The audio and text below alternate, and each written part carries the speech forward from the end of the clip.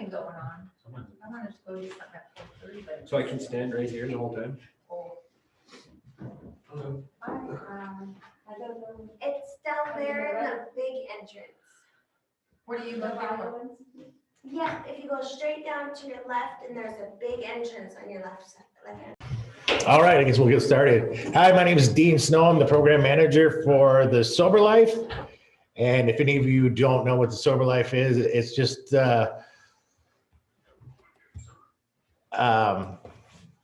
it's by people in recovery, for people in recovery. So we provide events and activities that are free, family friendly to people who suffer from addiction and some type of mental health disorder sometimes. And we have physical health activities and events like we had an Easter egg hunt not too long ago, Sunday as a matter of fact, with attracted over 300 people. So things are looking up here, and we're finally getting out of the COVID, and things are opening up, and people are wanting to get out and have some fun. So we just are here to provide connection and purpose for people who sometimes don't have a lot of hope. So tonight we're going to have some recovery stories from 4 individuals, Brian, Leah, Calvin, Kathy, and Mr. Jeff Falk. And without further ado, I'm going to go ahead and let Kathy Doyen tell her little story. So enjoy. Up there. Yes, I don't know why it's like that.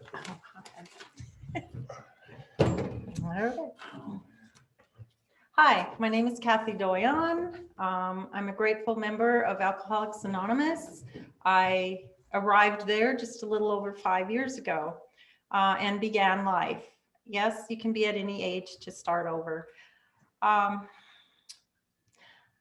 was very lost, hopeless, hated myself when I got here 5 years ago. And through Alcoholics Anonymous, after reading the big book, I realized that I'm not alone in this world, that my story is pretty much a lot like everyone else's. And I can't be, happier. I don't know. It's hard to explain how happy I am today. I always hurt the people I should have loved the most along my life. And, so I have a lot of regrets. But through this program, I know I can move forward by going through the steps and having a sponsor, and that life can be good. Towards the end of my drinking career, which gradually got worse and worse, and I was like, how do you go through a minute or day of your life without alcohol? But by the time I got here, and especially through Sober Life, which I joined a couple years ago, which I'm very grateful we have here in Great Falls, I do see that life can be so much more fun, sober, and we can enjoy things we do. We don't have to drink to supposedly have fun. Today I realized that that wasn't fun, because most of the times, I'd wake up, didn't know where I'd been, what I'd said the day before, who did I hurt, and I got to where I just drank and drank more. I was like a slow suicide, I guess, just hoping I would die because I hated myself so much. And I didn't really know why. I knew I was an alcoholic, but I didn't know what that meant until I got into the AA program. And Sober Life has given me so many fun events. I've helped with, they've painted rocks, we have barbecues, we have fun. They have almost any event you could have. We've done yoga, refit, which is like a dance exercise. They have water aerobics. I've tried to play volleyball until I injured my shoulder. Basketball. I don't know. They just do a little bit of everything. They also have workshops like woodworking, plumbing, about anything that we would like to have. They have ways to better our life. I always lived in fear, I guess. And I realized I can't do that because I can't move forward if I constantly live in fear. But that was through a lot of years of abuse and, like alcoholic husbands. I had a couple of those and plus myself. And I just wanted to drink and bury those feelings away. Today, I have been able to move forward. I have learned that I can only move forward if I can forgive myself of my wrongs. And, through amends, I can correct those wrongs. And if people are willing to accept them, great. Not always are they accepted. I just, today I couldn't be happier. I know that life is never perfect. There's always some roadblocks along the way. But through this, programs, I learned that no problem is too big, and there are so many people in my life today that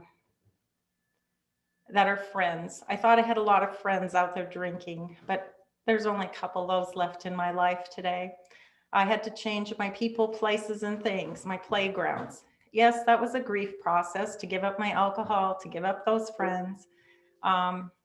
But today I have true friends. We all want the same thing. We're all here to recover. We're all here to succeed. And we all want to see each other succeed.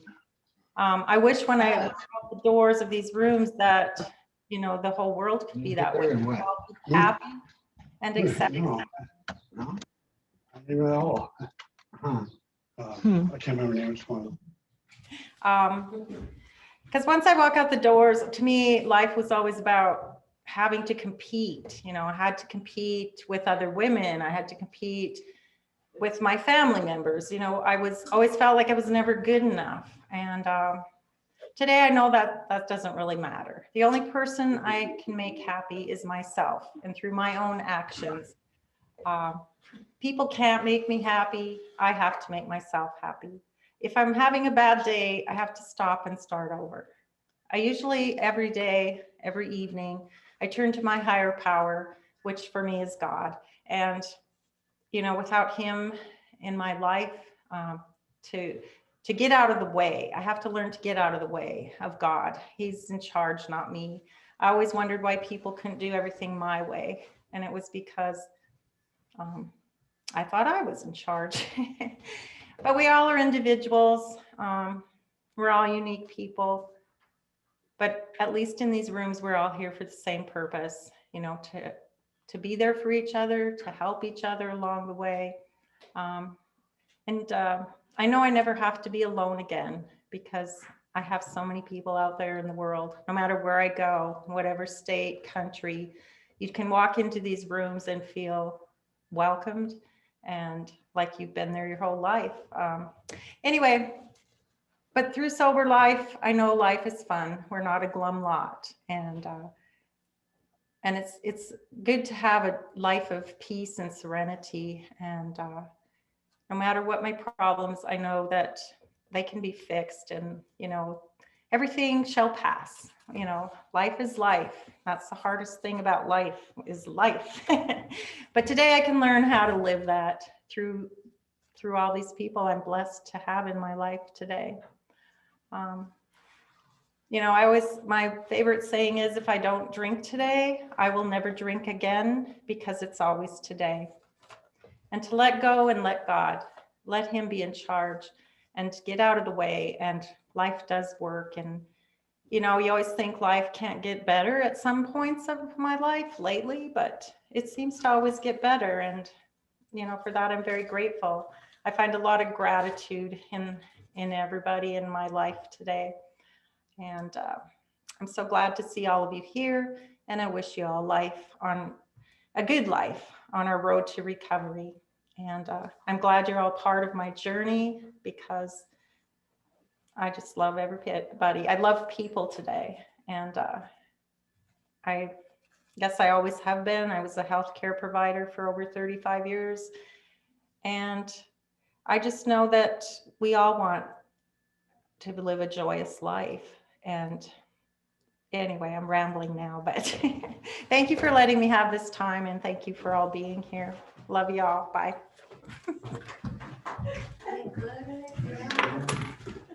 Thanks, Kathy. And now Mr. Brian Tucker. 10 minutes. How's it going? My name is Brian Tucker. I've been sober for 3 years now. You know, I was really strung out on meth and heroin. I had, I was doing gram of meth and probably a point of heroin a shot, and I'd do probably about 4 or 5 shots a day. I was losing, pretty much didn't care who I was screwing over, what I was doing, just as long as I got high, and then I have 3 kids, with 3 different baby mamas. And the last girl I was with was pretty much kicking me out and making it, or I was losing everything. It was the middle of the winter, -30 out. And, only way I could see was to become sober. Oh man, Calvin, hold on. Here, I'll just. Hold on one moment, we're having technical difficulties. Just get out of it. There you go. But anyways, so I called my parents, and I was like a little child, and I called them to come pick me up, and they dropped everything that they were doing, and faced, when it was the 10-foot drifts and roads were closed. They came over from Browning to Missoula to pick me up and drive back. And I remember waking up, doing a last shot and getting in the car, and really not wanting to go, but I knew it was either that or death, because I tried killing myself at least 8 different times by overdosing, hanging myself, cutting my wrists, all the above. And I just knew it was time to quit. So I went to my parents' house and went cold turkey on their couch, and it was pretty rough, but I got, I want to say at least a month under my belt, and then I relapsed because I was left to my own devices and I wasn't staying active, and I wasn't actually in a program or anything. And a friend came around and decided to go back out with her. And, it took about a day for me to start hearing voices and seeing things and going crazy, about freezing myself to death by walking out into the middle of nowhere with no coat on. And ended up, with an ounce in my pocket. And I ended up getting arrested January 24th or 22nd, one of the two. And that was the last time I ever used. I actually went back to jail, and I sat for 2 months and realized that I needed to change, and I got out, and the day I got out, I went to Rocky Mountain Treatment Center and got signed up for that. Crystal Creek in Browning. Got signed up for that, got in there, and I did the month there and ended up in vet court because I was facing possession and just possession and another felony. But anyways, I got into vet court and did vet court for a year and a half, and instead of just fighting it or thinking that they had a thumb, I used it to my advantage. That I did everything they wanted me to do, plus more, because I knew I wanted a better life, and I didn't want to be that piece of crap that was sitting on the, like under the bridge or in a casino, or, because that's where I was at. I didn't care about other people.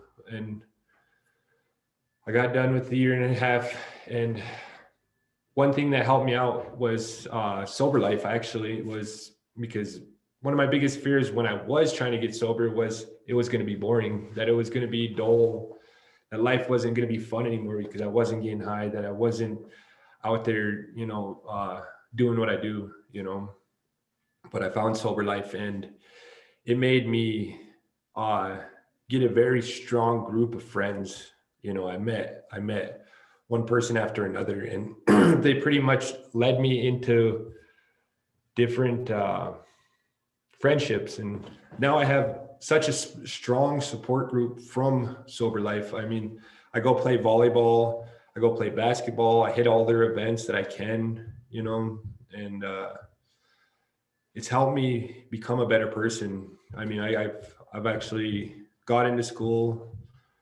you know, and what is it? I'm getting my A in welding. I'm getting my certificate in industrial tech, you know, learning about motors and hydraulics, pneumatics, all that stuff.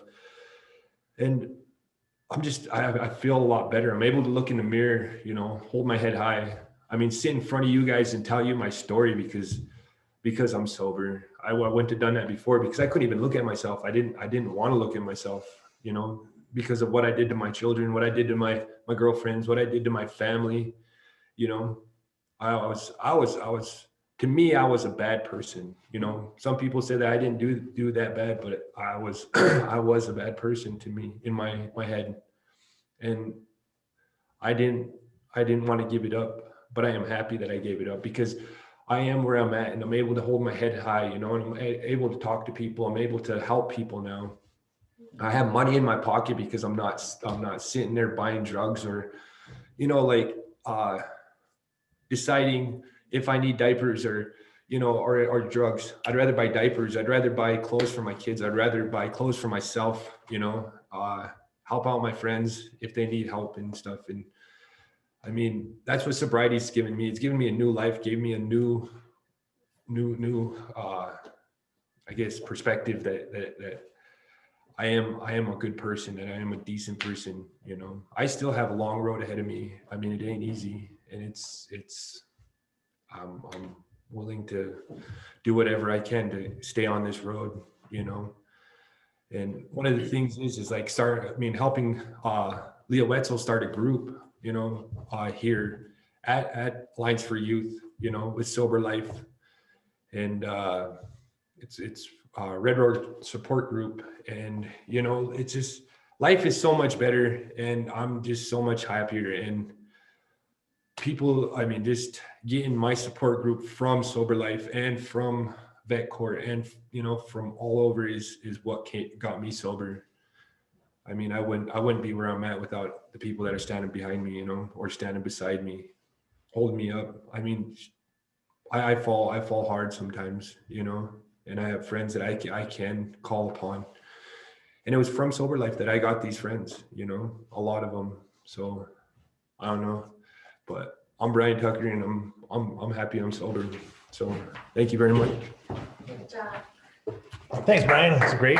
Good stuff right there. Jeff, do you want to go next? No. What? Who do you got left?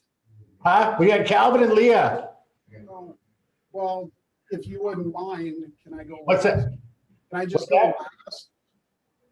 Can I just go last? Is that okay? Yeah, that's fine. Leah, do you want to go next? I'm just saying, no, we can't call the shots here, man.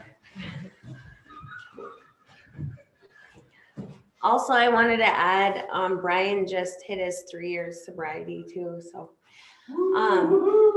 I'm Leah Wetzel. I'm an addict, alcoholic, in recovery from toxic relationships, stealing, lying, all the above. You name it, I was addicted to it. My story started before my use. I dealt with sexual abuse at a young age, first 12 years of my life. And I'm like fifth generation of boarding schools. So, you know, within my family, there was a lot of mental, physical, and emotional and sexual trauma. So I kept a lot of things in, you know, our family, it's like, we knew of these things, like everybody knew of these things, but you just didn't talk about it. And that's how I was raised. And I was raised by, well, both my parents, my stepdad and my mom, They both worked for the school district here in Great Falls. And so I was like an honor roll student. I played basketball, volleyball, and softball growing up. Played the violin, viola, and cello. And so I had a pretty structured environment. Looking from the outside looking in, it would probably be somewhat picture perfect. But there was a lot of secrets, you know, within the family. I had a brother, he grew up in Helena, I grew up here. And when I was 12 years old, I tried to commit suicide. I started really acting out in school and having a lot of behavioral issues. So my mom sent me to live with my dad. And there wasn't much structure. My dad was like building his federal construction company, which really took off. So he was gone a lot. And so my freshman year, I moved to Helena, and I moved a week too late to try out for basketball. And that was always like, I guess, my coping skill. And when I didn't have that and my dad wasn't around, I ended up getting into, you know, drinking on the weekends, smoking weed. And it turned into like during the week. And at 15, I was introduced to, well, it was called crank back then. And my mom's youngest sister, I started, you know, sneaking out with her, and she was more like a sister than an auntie, I guess. And I started smoking it and snorting it and selling it. And and like I said, my drinking and using, it was like an everyday thing by then. At 19, I was on my own reservation, and my aunt told me that, you know, I could go with these people that wanted to go to a party, and I ended up being gone for 3 days. I was kidnapped and raped and held by gunpoint, and I don't know, you know, moments like that, you know, I ended up getting away. And you know, I always knew there was something bigger than myself, you know, in situations like that. And so I went on, I never spoke of it. I never spoke of trying to commit suicide. I never spoke of any of the stuff that happened to me. And my brother, my big brother, he was raising my nephew, Jacob, on his own. And he told me if I got my shit together, like come stay with them and help him raise my nephew. And when I seen my nephew, like a lot of things changed in me. I wanted to be a better person for him, but I didn't know how to take care of myself. So my brother ended up screwing up and going to prison. And my dad and I got together, and like I started my own branch of construction company off my dad. And I was the first ever in BIA history, first ever and last in BIA history to get bonded to do a construction job through them.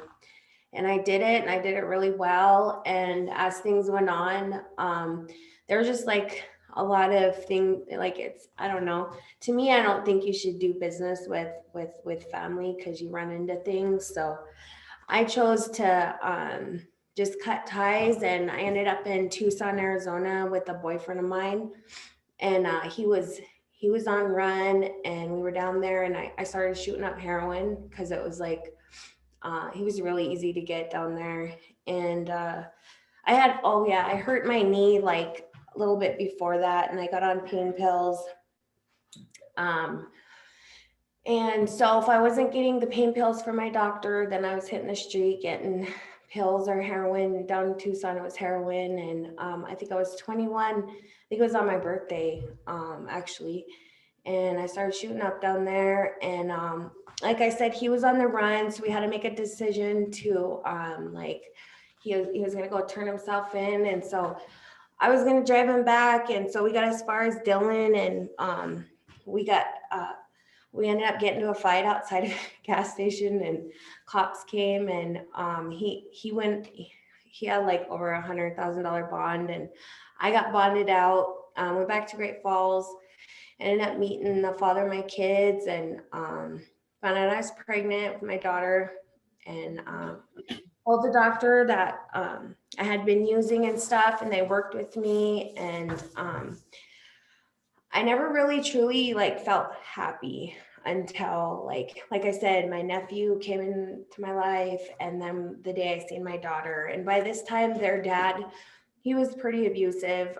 He was in and out of prison, but I had my daughter on 7/7/7 at 120. What is it? 124. You add that together at 7. So my special little girl, and I just knew when I looked in her face, like I wanted to be better, but I didn't know how to. Like I was carrying this big bag of BS, you know, and I didn't know what to do with it. And their dad got out, and long enough, I think he was out 2 weeks, long enough for us to file our taxes, sign papers to get married, and got knocked up again. And so we went back to prison, and I think he discharged when my son was like 3 or 5 months old. And I was like, I need to go to treatment. And so I went to my first treatment center when I was 24.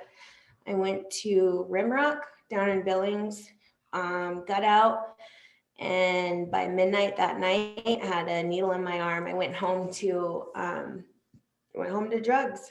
And when you don't change like your environment, you keep doing the same old thing, that's insanity. You know, nothing's gonna change. So my ex and I split up.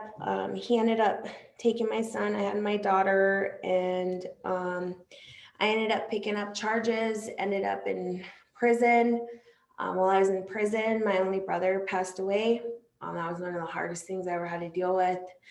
And that's like no place to really be dealing with anything. And you just kind of put your game face on and do what you got to do to get out. And got my GED while I was there.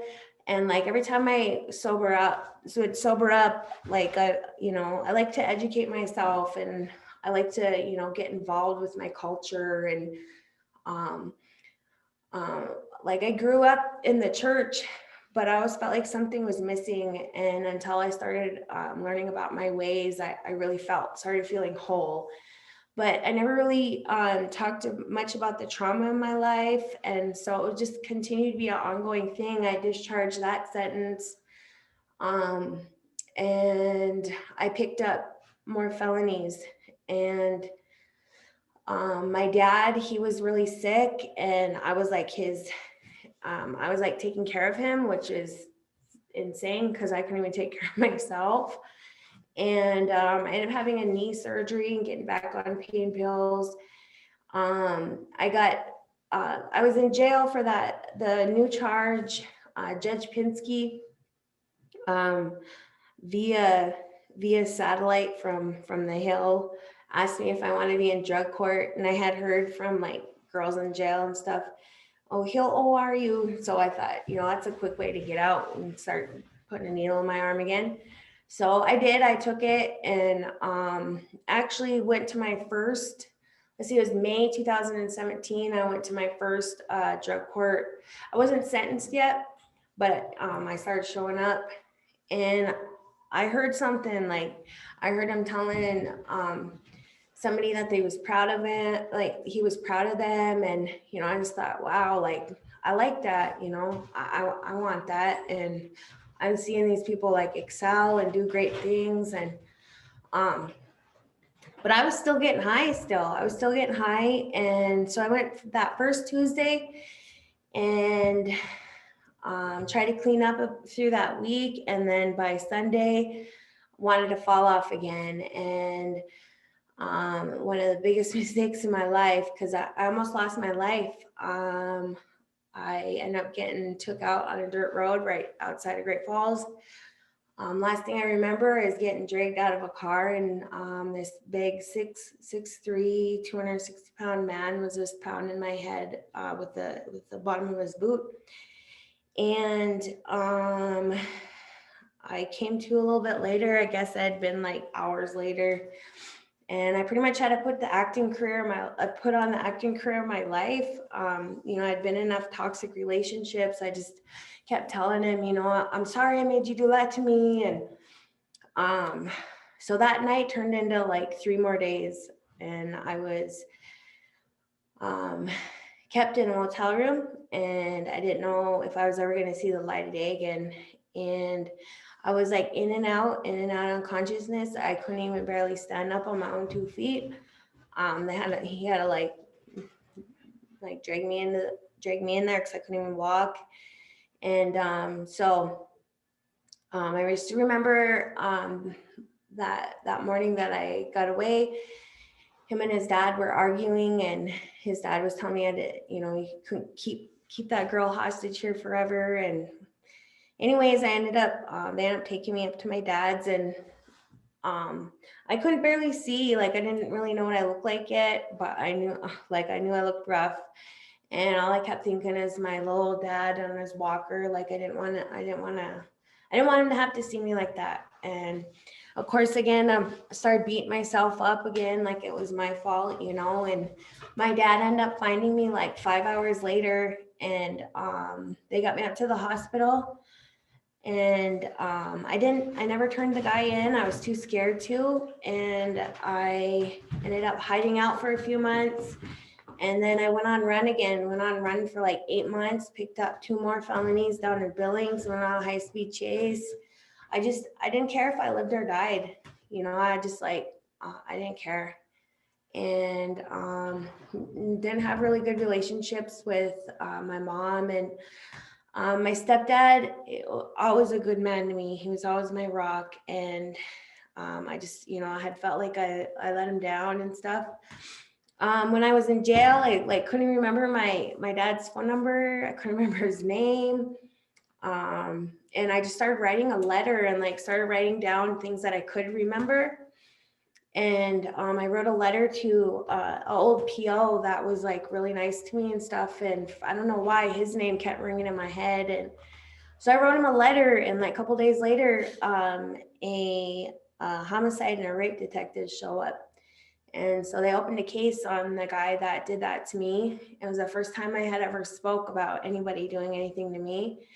And they said, you know, you continue with your program. And the judge down in Billings decided to run my stuff concurrent with the Great Falls drug court if I complete it.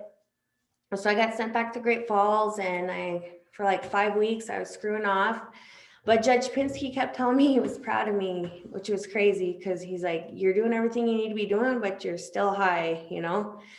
And it's hard to keep an addiction going and do what you need to. It's ridiculous. So anyways, I got sent to a women's trauma treatment center for 4 months. It was called Riverside. And there I was able to talk about things I never talked about before, deal with things I never dealt with before. And I started going to the AA meetings on Saturdays. They hooked me up with some people down here, and I learned how to meditate. I learned how to ask for help. I learned how important it is to find that balance, mind, body, and soul. You know, get natural endorphins. We had a physical trainer down there. So when I came back, I just gave it all I had, you know, and I screwed up a few times. I didn't use, but I had about a couple months after I got out, they had me go to the doctor and found out I had a traumatic brain injury and a vision impairment. And so I was running around that whole time, you know, and I'm really lucky to be alive, you know, and I know each and every one of you has a story, and you guys are lucky to be alive. We're all miracles here. You know, and sobriety, it's not all a bowl of cherries, you know, but it's the best thing that could ever happen to me. I actually feel love. You know, I got my children back. I graduated drug court. I went to the peer support training. I'm in college courses right now. I got to meet some great people. Dean, Calvin, Brian, Kira, I see your face on there. You know, I got to meet some cool people, and I got a sponsor that's one thing I never did before. My counselor, Scott James, he's the best. And you know, it takes a tribe to keep me up, you know, but Creator has us all here for a reason. And that reason is, you know, we'll find out, you know. And for me, I just try to follow my heart and take the time to be patient with myself, you know. And it's hard. It is hard, but you know, you need to reach out for help. And sometimes that phone's like a million pounds, but you got to pick it up. And I just got a new job with Enlightening Minds last week too. So Victoria Davenport, she's very special and dear to my heart. My boss feeds me every day because I'm so busy. I forget to eat, you know. I don't know. It doesn't look like it, but but I'm very honored to be speaking to you guys tonight and be with this group of people. And you know, I hope to see you guys in the rooms of recovery because that's where it's at, you know. I have a sponsor in AA and I also have a mentor in the Red Road. And, you know, I listen to my elders these days. You know, I like to talk a lot, but sometimes I need to shut my mouth and just listen, you know. And in the beginning, when I first started going in those rooms, you know, I didn't really feel a connection, but like you bring your body and your mind comes, you know.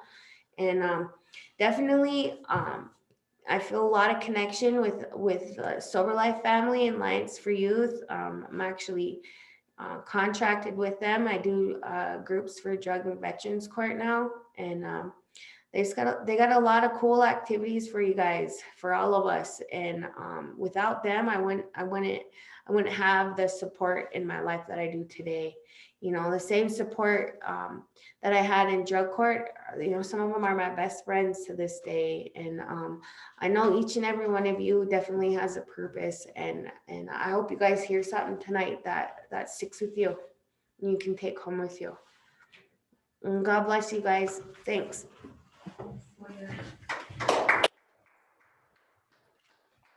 Thanks, Leah. Great story. Up next, we'll have the one and only Calvin Gahn.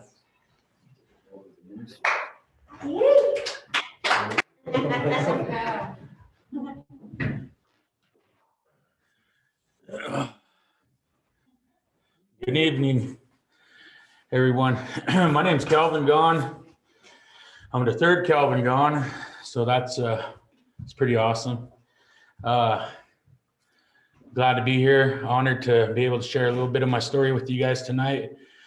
Just want to thank Alliance for Youth and Sober Life for allowing me to do this and asking me to share a little bit of my experience, strength, and hope with you all. What it was like it was pure hell, you know, and a lot of you can understand that. A lot of you that are going through the things you're going through right now. It wasn't fun out there. It started out fun, I guess, you know, but it didn't. It turned quickly for me. I'm a product of my environment. Grew up on an Indian reservation up north central Montana. Start using drugs and alcohol at 12 years old. So that was a prime age for a lot of us, you know. Didn't take off until I left Fort Belknap though. But it was a rough road in the beginning, you know.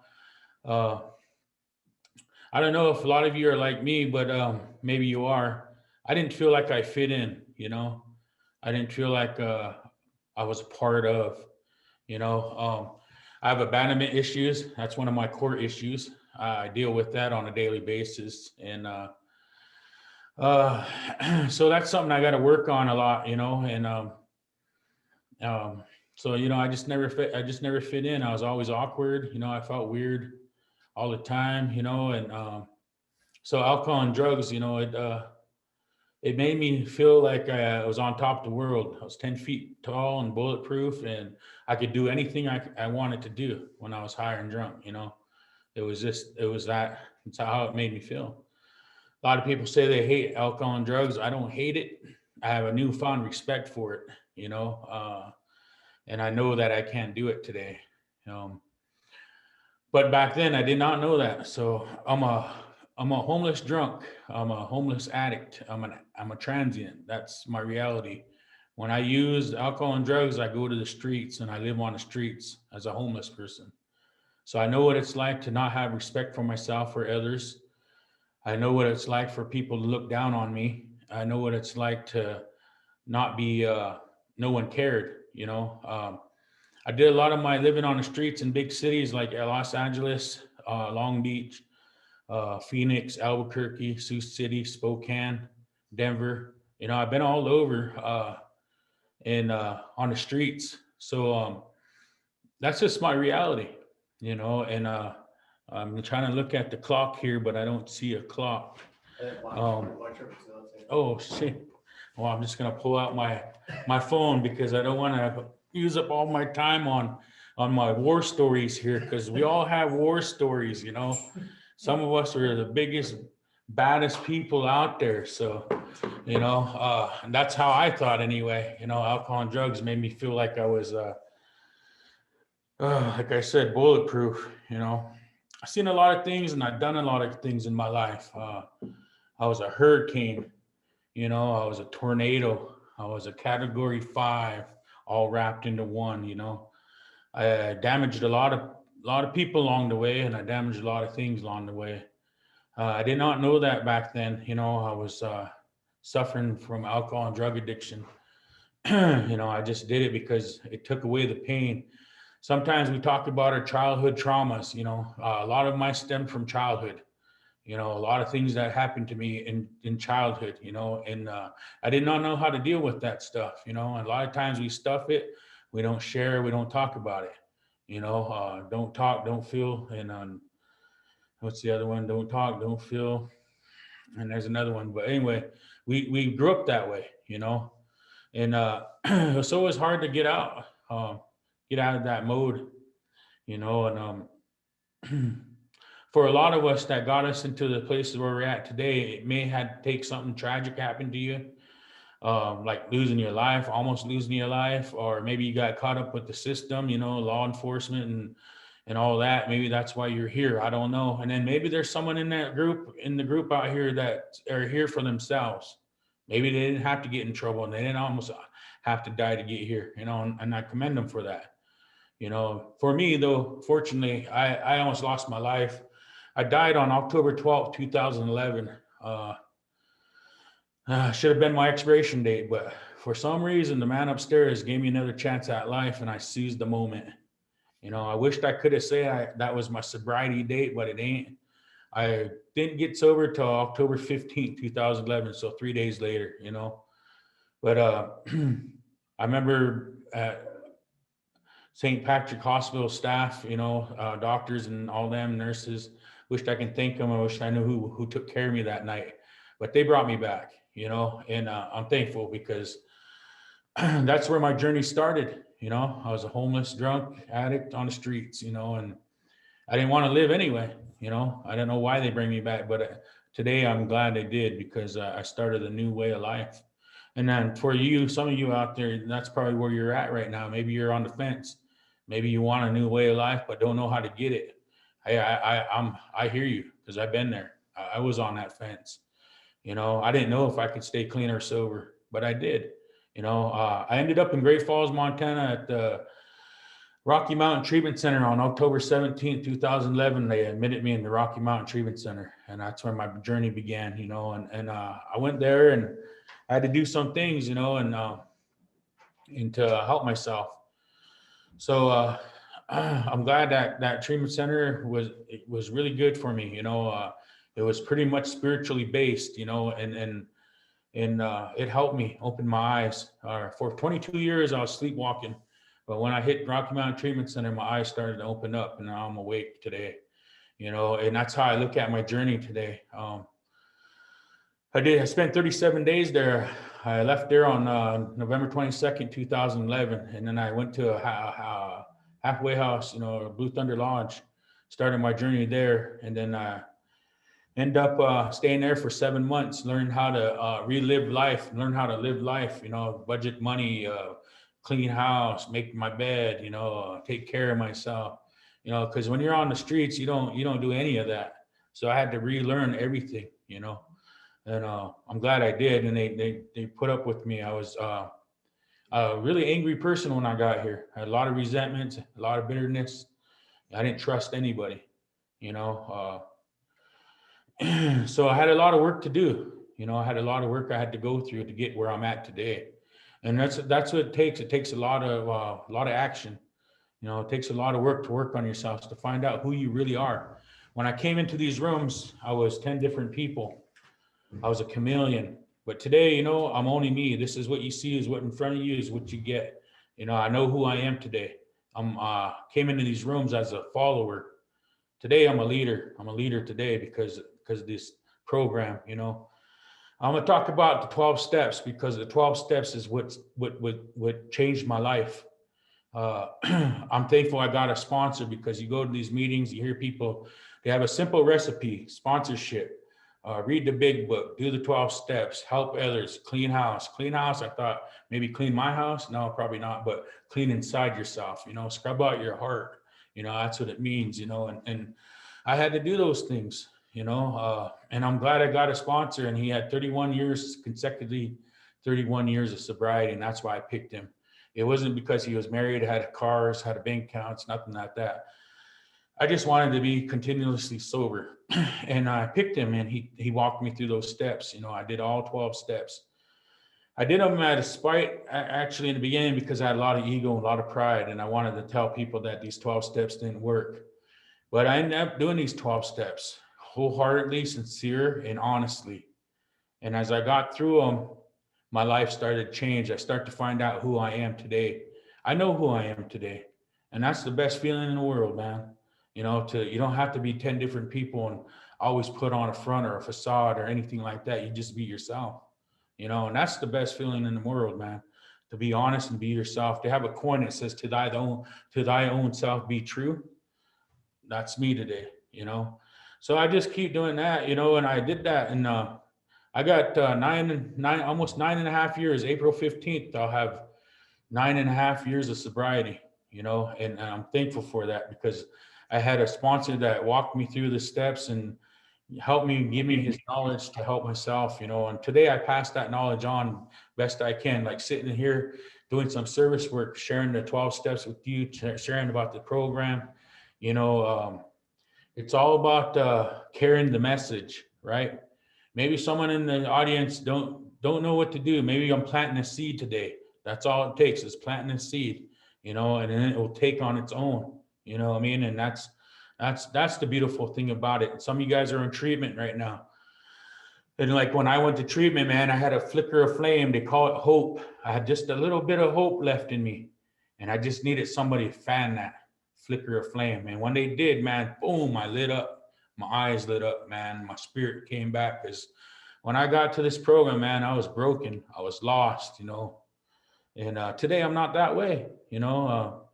Like I said, I did these 12 steps, and they changed my world, man. It changed my life. This program saved my life, but it also gave me a life today. I'm no longer on the streets no more. I don't longer live that way. I tell people when I got sober, I didn't want to live the way I lived, and I didn't want to feel the way I felt. And that's why that's why I gave it a shot, man, because I had nowhere else to go. There was no options left, man. You know, but some of you guys, you know, there's probably still some options left, but you don't have to take them. You know, this day could be your day, you know, charge on forward, you know. And like I come from the Omaha and the Gros Nations, you know, and my family, my spiritual elders and all them, they always say, Istashabe, Washkangaho. That means they're calling me by my Indian name, telling me to do my best, keep going forward, and don't look back. And that's what it means. And they tell me that every time they see me, because as I stay on this road, my actions speak louder than my words. You know, people are trusting me today. People respect me today. People are asking me for help today. All this stuff, I didn't want none of that when I got clean and sober. It just happened, you know. Today, I pray for a lot of people because I'm a prayerful person, you know, and I lost my way on May 31st of last year, man. May 30th of last year, I lost my father to COVID. You know, I lost my father, man. I'm still grieving. I'm still grieving for that, man, because he was an amazing man, taught me how to be. You know, I gave my dad 8 years and 8.5 years of sobriety. You know, that was my gift to that man, because in those 8.5 years, man, he gave me a lot of knowledge about life, you know. But when he died on May 31st, I stopped praying to my higher power for nine months. I stopped praying. And in that 9 months, my life became chaotic. I didn't pick up or use, but man, I tell you what, man, I lost a lot of things in 9 months, man. I lost family members, lost a job, lost a relationship, lost everything, just losing everything, you know, because I'm trying to control my life again. Took back the reins, man. So about 6 weeks ago, I had to get on my knees and surrender to my higher power again and say, man, I can't do this. You got to take the reins back. And once I did, man, I'm starting to feel better about myself. I'm starting to live life again. I existed for 9 months, man. And that's hard when you're in sobriety. But I turned it over again. I surrender and say, hey, man, take the reins, you know, take these. I can't do this no more, you know. And he did it again. He's showing me a way today. And here today, I'm blessed to get to share with you guys today. You know, I'm honored, man. I'm happy I get to share a little bit of my story with you all. You know, maybe I'm touching somebody's life right now. I don't know. You know, only the Creator. And I always tell myself before I come to speak, man, I always say, let me touch one heart, man, one soul. Because if I could do that, then I'm changing the world, man, by one person at a time. You know, and that's why I come here, share my experience, strength, and hope with you guys. How it's like today is like before, I couldn't stay sober through a death. I couldn't stay sober through a loss of relationship. Couldn't stay sober through a loss of job. You know, all these things I couldn't stay sober through. You know, here today, this past year, I went through all three of those things that I mentioned, and I stayed sober and clean. You know, that's the beautiful thing about this program.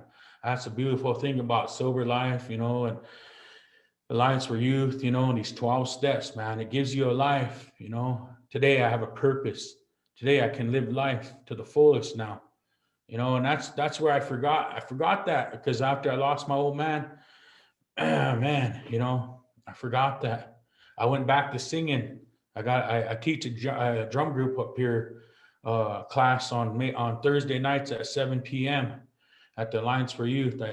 I'm back to singing. I was going to quit singing for a long, long time because me and my dad, we sang together all the time. That was our thing. That was our connection, you know. But today I get to sing without him, but he's there with me.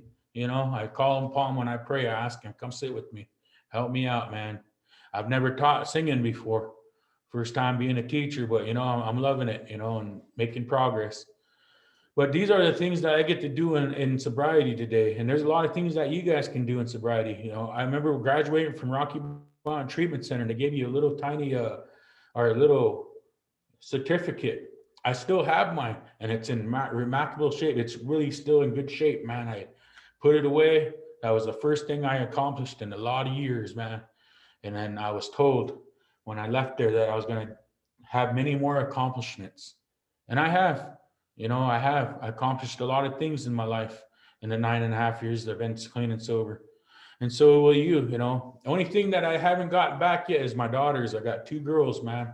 They were 22 months old and 5 years old when I left, you know, and I got sober 9.5 years ago.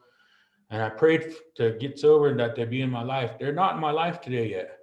9.5 years sober, still don't have my kids in my life. But you know what? I'm still living a good life. Because one day my Creator is going to answer that prayer and bring my girls to me.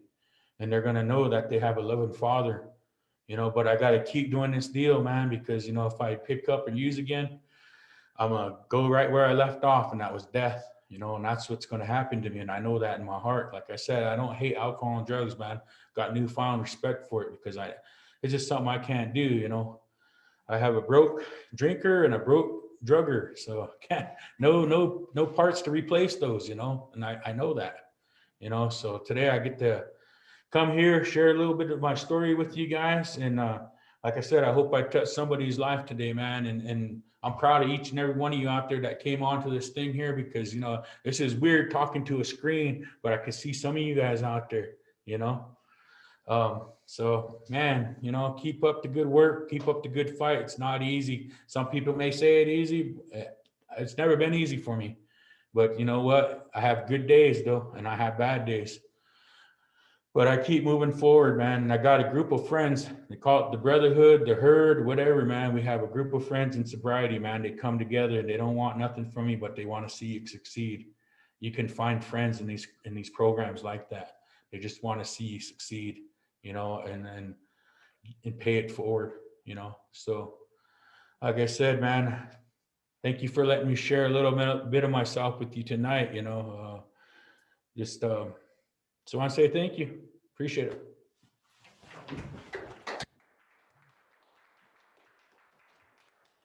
Good stuff. I apologize, we're probably gonna run a little long, but without further ado, Mr. Jeffrey Falk. Mr. Jeffrey Falk. Mr. Jeffries. Can you hear me if I'm talking Yes. like, it's okay? Yes. Yeah. Okay.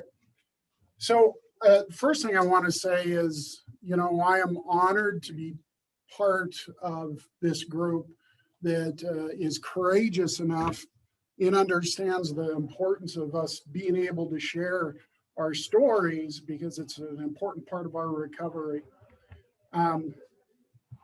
So I guess I'll start with, my name's Jeff. I'm a recovering addict, and I often will say I'm a recovering cop too. I played a huge role in a lot of the struggles that I experienced growing up and eventually ending up inside of an opiate addiction. I was raised in Sunburst, Montana. I had a family of 6. My dad was the science teacher in the town, and my dad taught science actually for 50 years.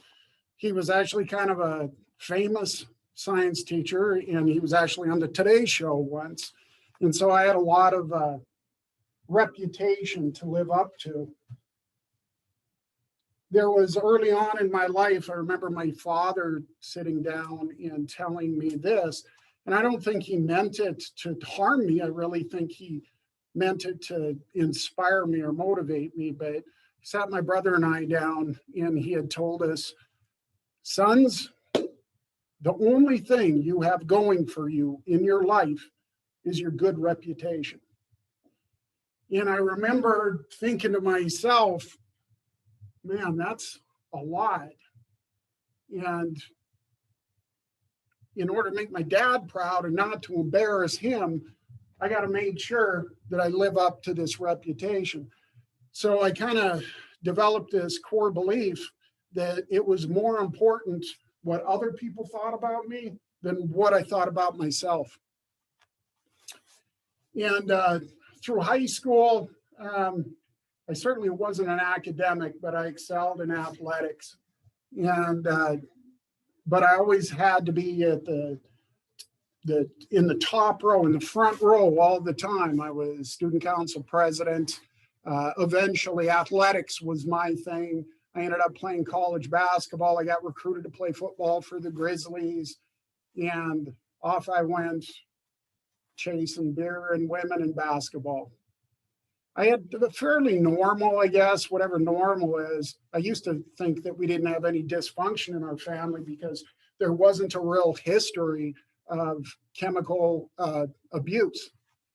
However, as I later found out, we certainly did have dysfunction in our family. My dad was a very angry person, and he didn't know how to express his emotions.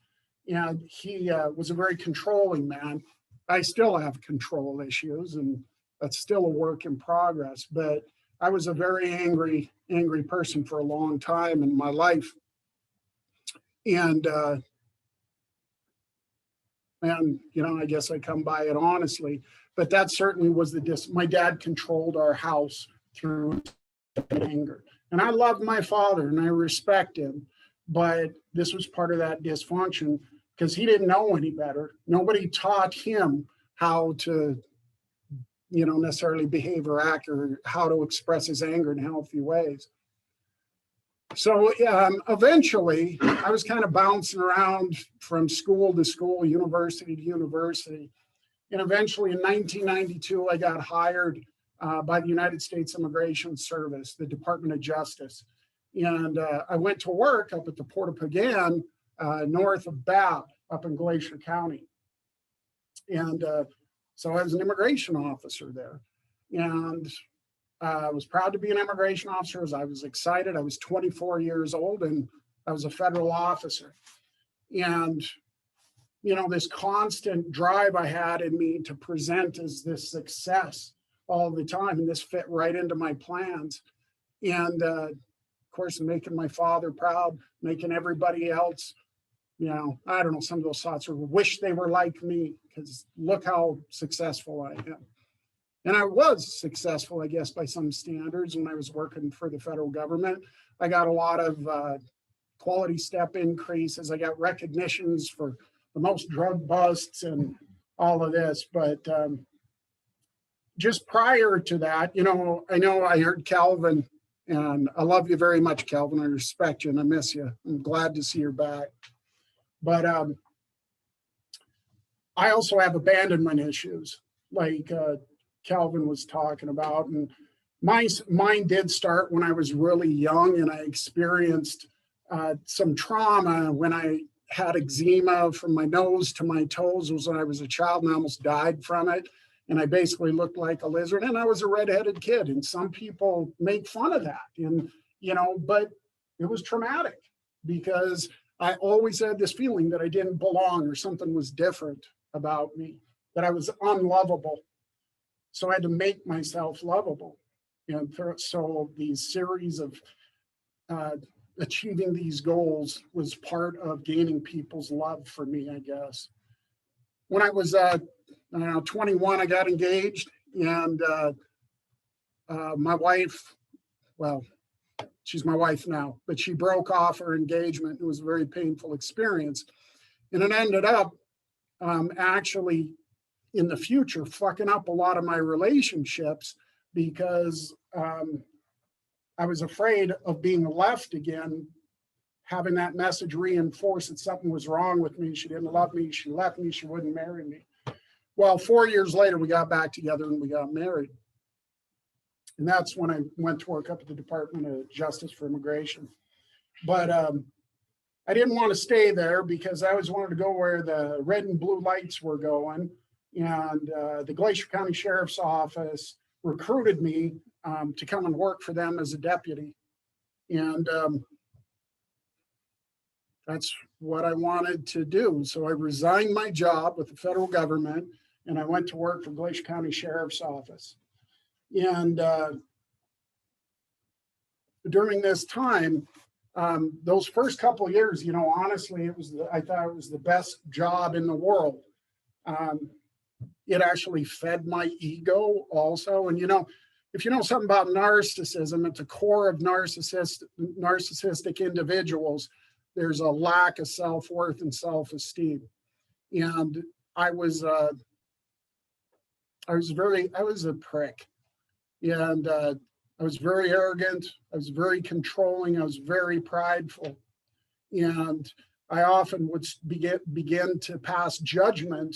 And certainly, you know, going into law enforcement, it kind of fed into this too, is that I was the moral judge of everybody else. I separated me from them, and I was the cream of the crop. Just look at me and all my accomplishments. So the first 3 or 4 years in law enforcement, it was good. It was exciting. I got to do a lot of crazy things that some little boys dream about doing. We were also coroners in the sheriff's office. And probably after about 4 or 5 years, the job started to get to me. And I saw a lot of death. I saw a lot of, I have to say, I think I've seen every way a person can die. You know, I've had to pick up body parts. I've had literally, I know it's cliche, I've had little babies die in my arms. had to work a lot of sexual assault cases on children and women and men. And then the job wasn't as fun as it was in the beginning. And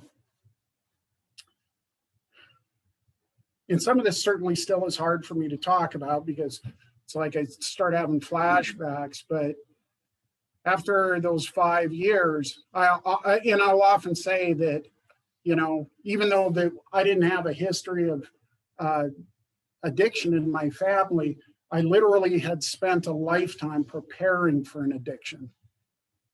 I didn't know how to take care of myself. And nobody really taught me how, and I didn't know how.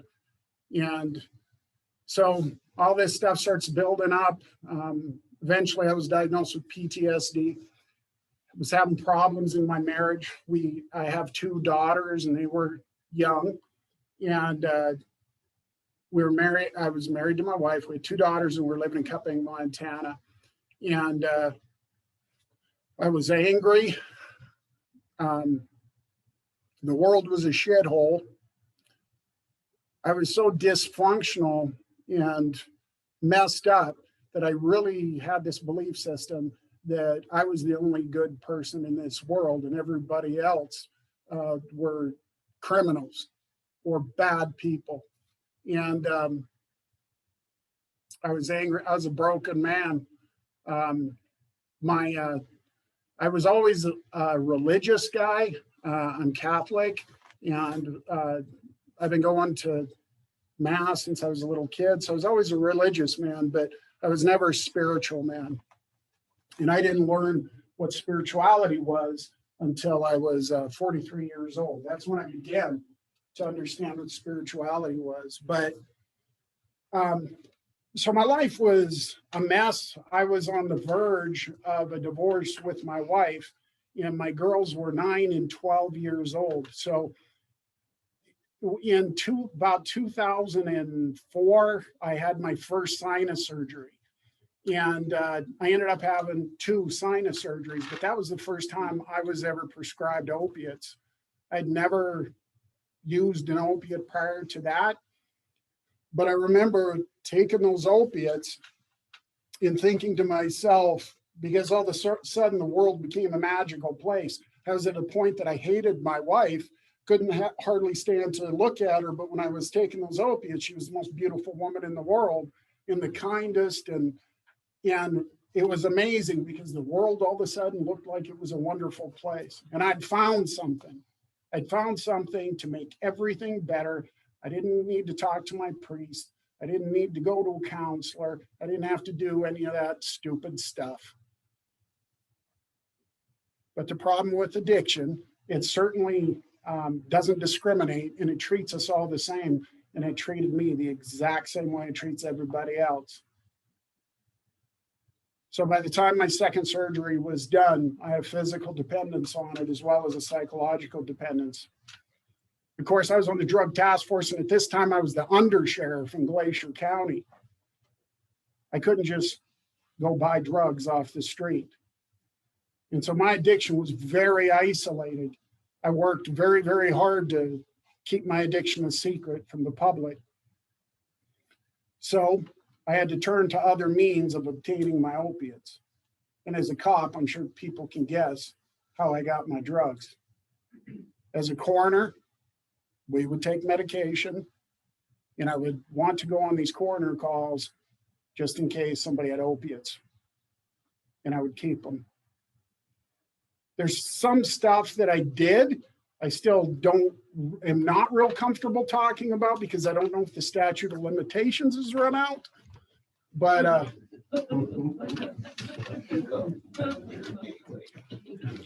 pretty open and honest about this stuff. There was an old evidence locker or a garage that, of course, I was the undersheriff and I was in charge. I was in charge of an office of 35 people.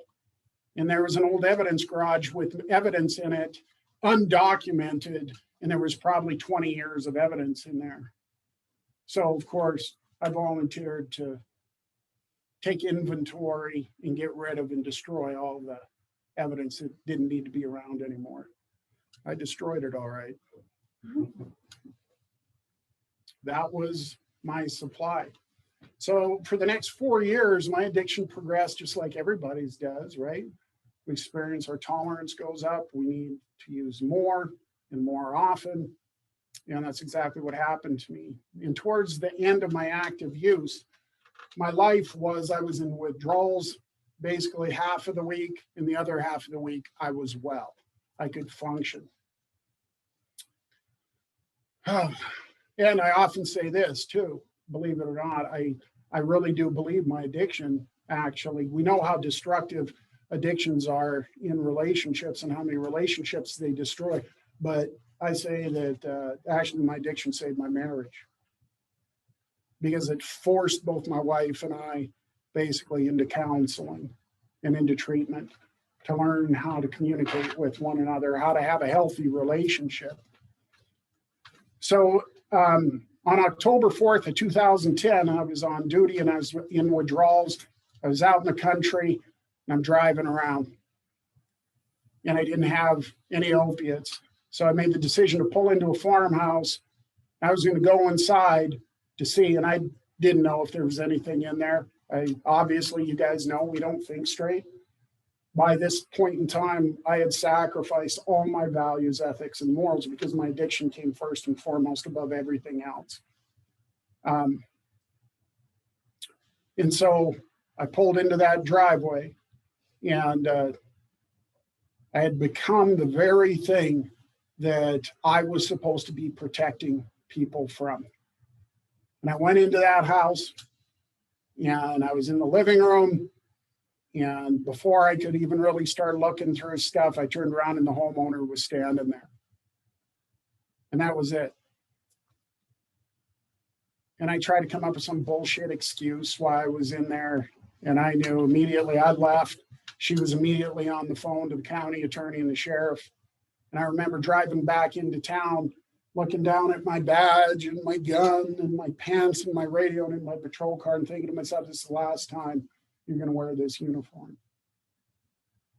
And so I was facing the decision whether I was going to pull over and put that gun in my mouth and pull the trigger, or I was going to go get help.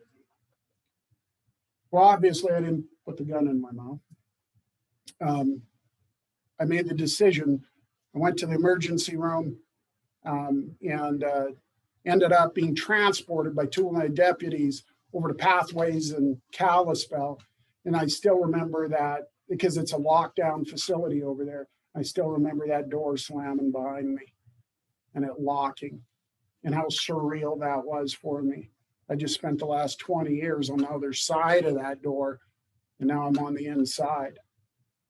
I was still in denial, still trying to control things and still trying to manipulate the situation, that I was going to fix all this. When I just got caught in somebody's house on duty, burglarizing it basically. And I remember my wife calling me on the phone, and for the first time, I said, I'd been there like for 3 or 4 days, and I said, I'm ready to come home now. I think I got this. I got this figured out. I'll fix everything. And she said, you're not coming home. You're not seeing your children until you get the help you need. So on, well, it must have been about October 8th at that point, I made the decision to go to inpatient treatments at Rimrock and Billings. And I went there. And I was there. I was in treatment for a total of 40 days. During the whole time, I can say, you know, I thought I was done. I wasn't experiencing any cravings to use, felt very safe and secure. And I left treatment after 40 days, and I wasn't done. And then the cravings came, because now I'm dealing with life on life's terms, and I wasn't prepared for it. And I had multiple slips, multiple relapses, and I continued to use. And I thought for sure my wife was going to leave me. And when I got back, the media, the Associated Press, had picked up my story, and I found out how infamous I was. I was in the newspapers across the state of Montana. I was on the television, and I was on the radio. It was humiliating. It was horrible. And what I was putting my family through too. And I continued to use. And I think that's when it actually started to hit me more that even though I say opiates is my only problem, that's my drug of choice. I began using whatever I could get my hands on, right? I don't got a drinking problem, I got a thinking problem. And it was about the behaviors. It was about me using drugs or alcohol to cope. And I was willing to use whatever I could. But I got so beat down through my continued relapses in use that one night, about 2 months after I'd left inpatient treatment, I was up all night crying, feeling worthless and hopeless. And I'd made up my mind I was going to take my life. And I had gone upstairs and I had told my wife, it's like 4 a.m. I said, I got to leave. And of course, she's saying, you know, don't leave. You're being ridiculous. Just, it'll be okay. Everything will be okay. And then, no, I got to leave. I walked back downstairs. I went in my girls' room and I leaned down. They were asleep. I kissed each one of them goodbye because I really believed that was the last time I was going to see my kids. And I left the house, went out, got in the Tahoe, and I took off. And my plan was I was going to drive to Great Falls because I knew Walmart was open 24 hours. And I was going to get a roll of duct tape, a garden hose, and some rags. And I was going into the Wolf Creek Canyon and I was going to kill myself using carbon monoxide. And I was set on the plan and I was committed. So this was a very pivotal point in my life because it has to do a lot with my faith. And when I had gone down to gas up the vehicle, I started having a song run through my head. And I really didn't make sense of it. I didn't really recognize this song, but it was like in the background, kind of muffled in the background. So I gas up, I jump in the car, I'm driving between Cut Bank and Shelby, and I'm bawling. And I was so far from God, I didn't give a shit. God got a lot of fuck yous for the last, numerous years. And he was getting them that night too, because he had abandoned me. How could I sacrifice so much in my life and serve the people? And this is how you repay me. And so I get to Shelby, it's still dark out, and I turn, and this song keeps getting louder and louder in my head, and I can't get it out of my head. And when I had jumped into my vehicle earlier, I had taken my cell phone with me. This is in the days of the flip phones. And I had turned it off and threw it on the seat next to me because I figured my wife would probably be calling people to let her know that something wasn't right with me and she was scared. And so I get to Shelby and I'm driving to Conrad and this song keeps getting louder and louder in my head. And it had these words of hope and encouragement and faith. And I was getting so pissed off. And the song was a song by the Sidewalk Prophets. And I really hadn't heard it maybe a couple times, but I couldn't get it out of my head. In the chorus, the words in this song that kept running through my head were, be strong in the Lord, never give up hope. You're going to do great things. I already know. God's got his hand on you, so don't live life in fear. I couldn't get that thing out of my head. I'm driving, bawling and snot. I couldn't hardly see the road, but I'm determined. I'm going to check out of this world. I couldn't handle it anymore. And I really believed the world would be a better place without me. Certainly my family would be.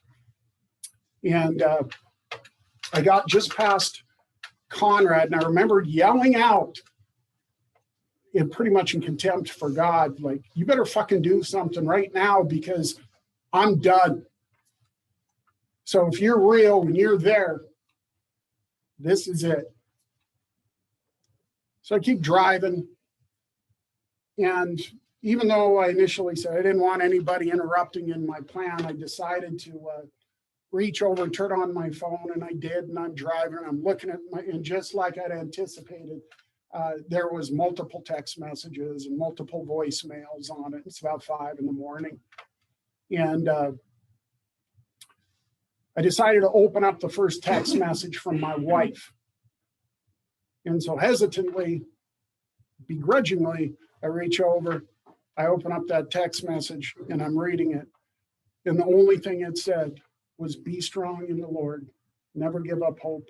You're going to do great things. I already know. God's got his hand on you, so don't live life in fear. And of course, immediately I tried to dismiss it all as coincidence. But no matter what scenario played out in my head, I couldn't do it.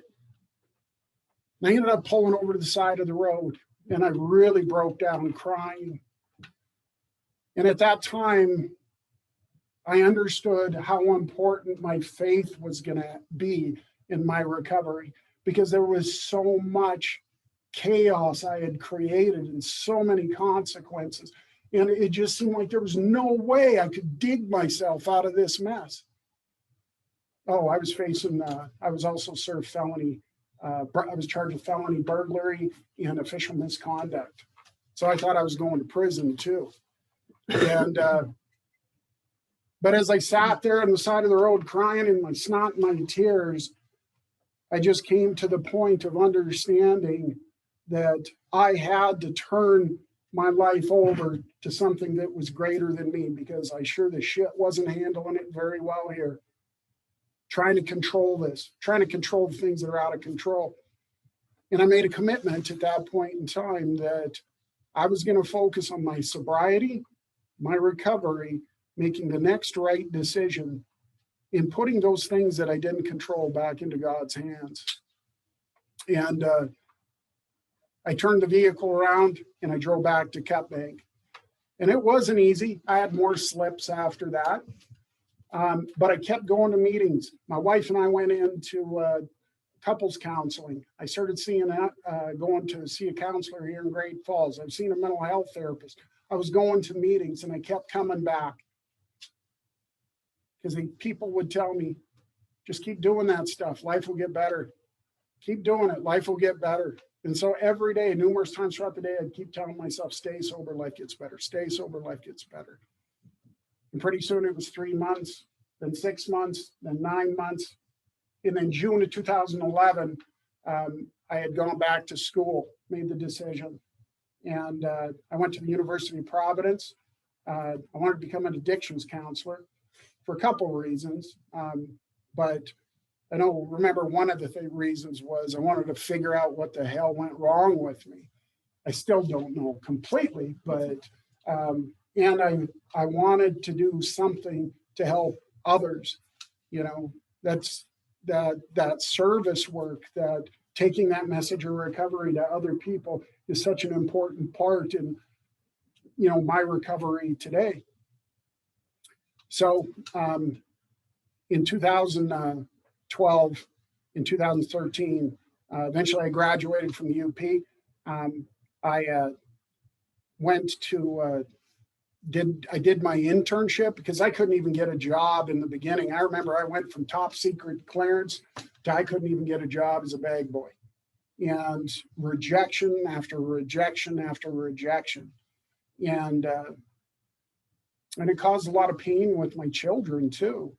My relationship with my oldest daughter really suffered, because I had abandoned them, and they certainly experienced a lot of grief and trauma. And to this day, that's the most difficult thing for me, still, knowing the pain and the suffering I caused my children, what I did to them. And but it was really hard, because even with my oldest daughter, I'd go look on Facebook and she was keeping me at an emotional arm's distance. And it tore my heart out, because I just wanted her to love me. I just wanted her to be proud of me. But she was so scared that I was going to leave her again. But I just kept praying and making the next right decision and staying sober and working my program. And I was just hoping she would learn to love her dad again and to trust her father again. Remember how important that was. I was for 3 years, I was going back and forth from Great Falls to Cut Bank, while my wife basically raised the girls and I was going to school. I'd be there like on the weekends. And my oldest daughter, this is a couple years into my recovery, came down to stay with me. And she was there, and we had a pretty good weekend. And she left, she went home. My wife came and got her and took her back to Cut Bank. And I had gone downstairs because I'm living at my mom and dad's. I was back in the basement of my mom and dad's house. And I walked into my bedroom and there's a little letter sitting on my pillow. And I still have it because it's very important to me. And this is what the letter said. My daughter's name is Mackenzie. She said it was written on July 16th of 2013.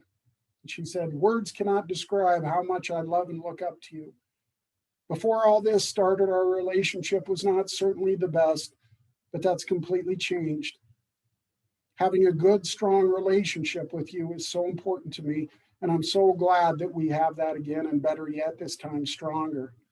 I look up to you so much. You've done a complete 180 with your life, and because of that, I'm inspired to be just like you, humble, spiritual, and forgiving. These are just a few of your qualities that I admire. I love you to the moon, Dad, your little girl." And man, I'd been waiting for that for a couple of years. Those of you with children know what I'm talking about. And the suffering that we go through for our own behaviors and the pain we brought upon our kids. And it's been a continued relationship. I've had to continue to work on my relationship with my daughters, but we're a work in progress. My oldest daughter, believe it or not, the irony of it is she's actually in pharmacy school. So she's going to be a doctor of pharmacy. I always tell her not going to be able to come visit her at work. So try to get all the pills. It's a joke.